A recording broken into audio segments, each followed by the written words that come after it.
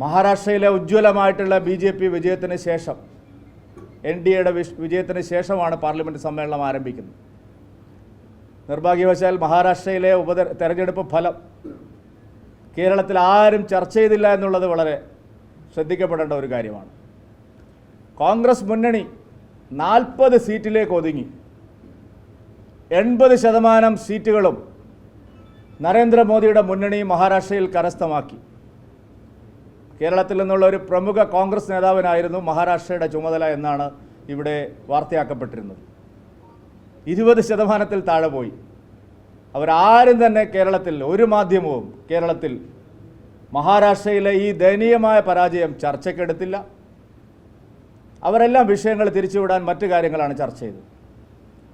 ഇവിടെ പ്രധാനമായും ഉയർന്നു വരുന്ന ഒരു ചോദ്യമുണ്ട്. പോപ്പുലർ ഫ്രണ്ടിനും SDPIക്കുമൊക്കെ കേരളത്തിലെ തിരഞ്ഞെടുപ്പുകളെ സ്ഥിരമായി നിയന്ത്രിക്കാൻ കഴിയുന്നു. SDPIയും PFIയും വെൽഫെയർ പാർട്ടിയും ജമാഅത്തെ ഇസ്ലാമിയും ഒക്കെ നിയന്ത്രിക്കുന്ന നിലയിലേക്ക് കേരളത്തിലെ തിരഞ്ഞെടുപ്പുകൾ പോകുന്നു. വിശുദ്ധനായിട്ടുള്ള മുഖ്യമന്ത്രി ഇപ്പോൾ ജമാഅത്തെ ഇസ്ലാമിക്കും PFIക്കുമെതിരെ പ്രസംഗിക്കാൻ തുടങ്ങിയിരിക്കുന്നു. 2019 ലോക്സഭാ തെരഞ്ഞെടുപ്പിൻ്റെ ഫലം വന്നതിന് ശേഷം ചെറിയൊരു നിറം മാറ്റം, ഒരു അടവ് നയം CPM ഇപ്പോൾ സ്വീകരിച്ചതിൻ്റെ തെളിവാണ് മുഖ്യമന്ത്രിയുടെ ഇപ്പോഴത്തെ പ്രസ്താവന. പക്ഷേ മുഖ്യമന്ത്രിക്കും LDFനും ജമാഅത്തെ ഇസ്ലാമിക്കും പോപ്പുലർ ഫ്രണ്ടിനും എതിരായി സംസാരിക്കാനുള്ള ധാർമ്മികമായിട്ടുള്ള അവകാശമുണ്ടോ? നിരോധിത ഭീകരവാദ സംഘടനയായിട്ടുള്ള പോപ്പുലർ ഫ്രണ്ടിൻ്റെ രാഷ്ട്രീയ പാർട്ടിയായിട്ടുള്ള SDPIയുമായി ചേർന്നാണ് കട്ടാങ്ങൽ പഞ്ചായത്ത് LDF ഭരിക്കുന്നത്. പത്തനംതിട്ടയിലെ കോട്ടുകാൽ പഞ്ചായത്ത്, പത്തനംതിട്ട മുനിസിപ്പാലിറ്റി LDF ഭരിക്കുന്നത് SDPIയുമായി ചേർന്നാണ്.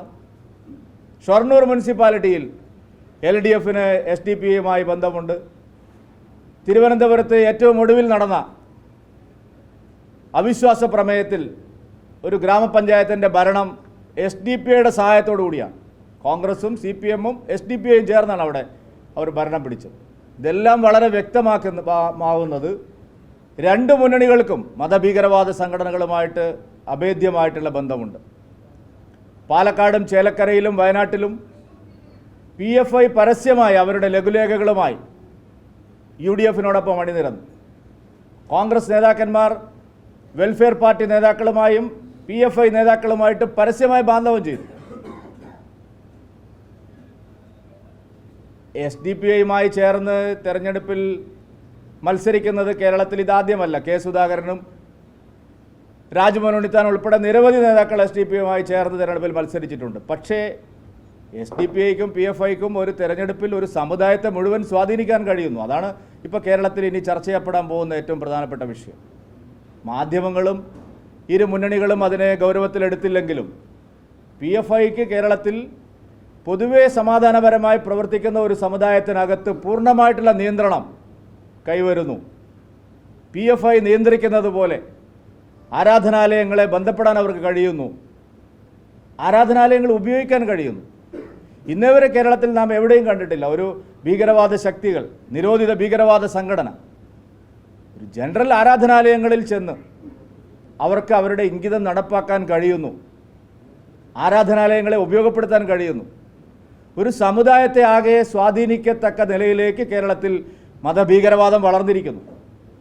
അത് കാണാൻ മതേതര പാർട്ടികളെന്ന് പറയുന്നവരോ നിഷ്പക്ഷത നടിക്കുന്ന മാധ്യമങ്ങളോ പോലും തയ്യാറാവുന്നില്ല.